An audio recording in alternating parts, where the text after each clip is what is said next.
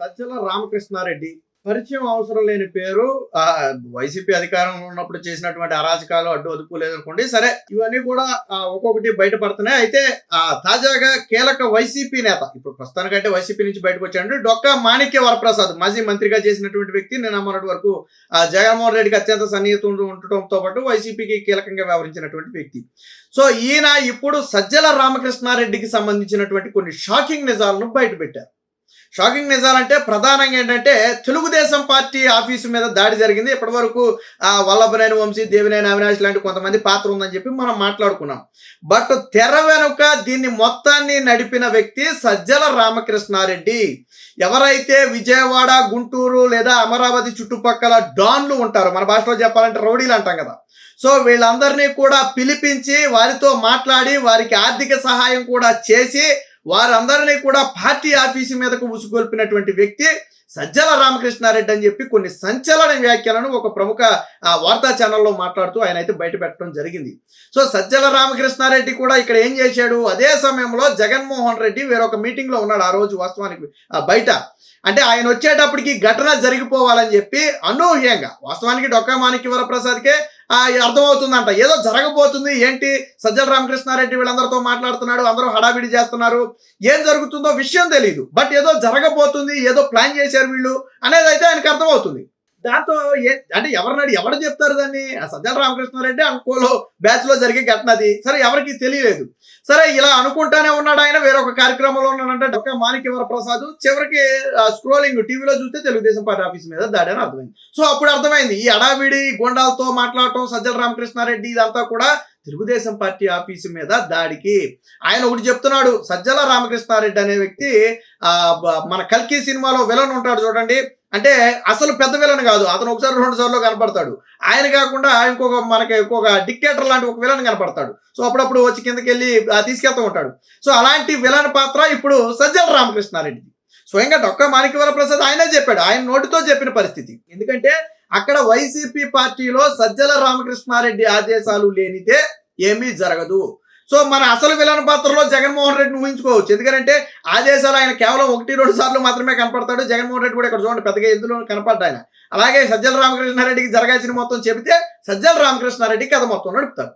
So Telugu Desam party office మీద దాడి వెనక సజ్జల రామకృష్ణారెడ్డి పాత్ర ఉందనేది ఈ రోజు డొక్కా మాణిక్య వరప్రసాద్ బయట పెట్టడంతో బట్టబయలింది. సరే, గతంలో కూడా ఆయన పాత్ర లేకుండా జరిగిందని ఎవరు అనుకోలేదు.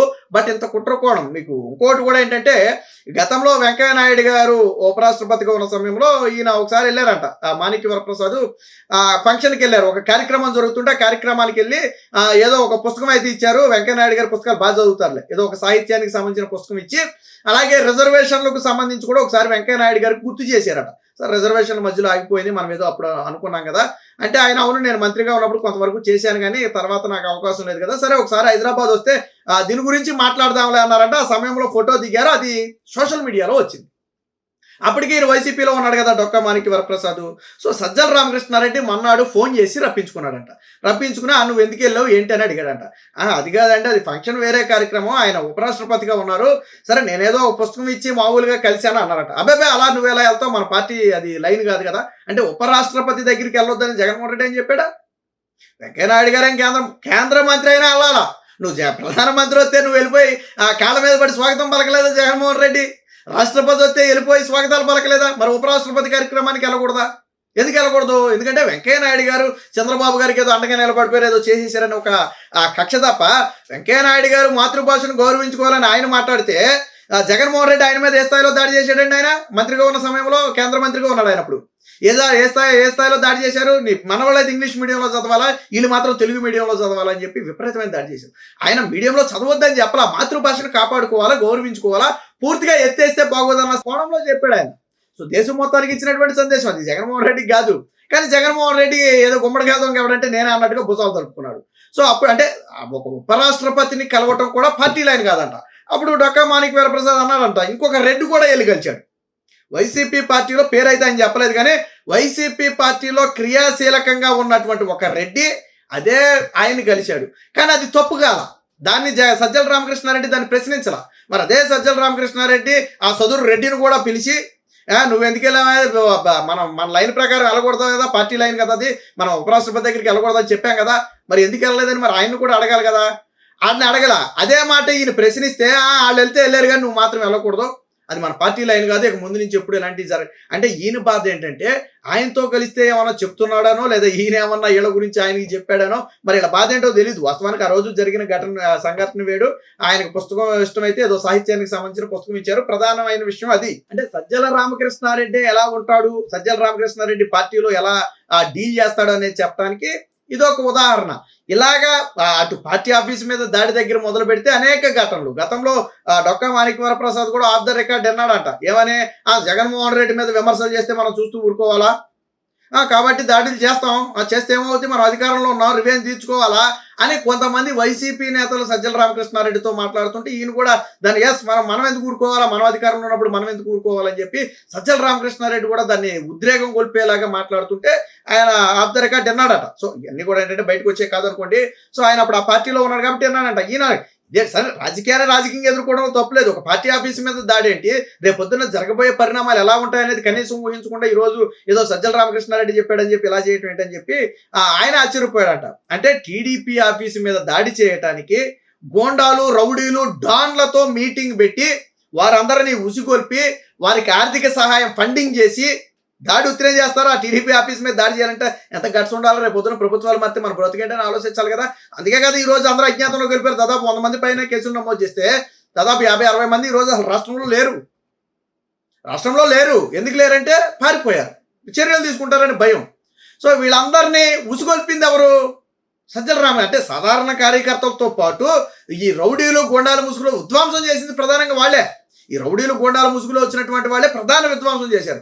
దాన్ని చూసి సొంత వైసీపీ కార్యకర్తలు కూడా రెచ్చిపోయారు. దాడి చేసేవాడు గోండా ఏమో ఆడితో మనకేంట్లే, ఇప్పుడు మనం వెళ్తే మనం ఇరుక్కుపోతామని పాపం వాళ్ళు అనుకోలే. ఈడు కారు బాగా కొడితే లేదని చెప్పి ఆడ వెళ్ళిపోయి ఆఫీస్ అద్దం పగలు కొడితే లేదని చెప్పి వీళ్ళు వెళ్ళిపోయి ఇంకోటి పగలు కొట్టి, సో ఈ రకంగా విధ్వంసం చేశారు. దీని పథక రచయిత, ఈ వ్యూహ రచయిత సజ్జల రామకృష్ణారెడ్డి.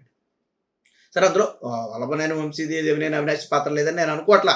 వీళ్ళందరినీ కలుపుకునే వాళ్ళతో ఈ కార్యక్రమాలు చేయించారు. సజ్జల రామకృష్ణారెడ్డి తెలివిగల వ్యక్తి, చాలా తెర వెనుకుంటాడు, తెర ముందుకు రాడు, సాధారణంగా రాడు. తెర ముందుకి కేవలం మాట్లాడటానికి మాత్రమే వస్తాడు, కానీ తెర వెనక నడిపే కథ వేరే ఉంటుంది.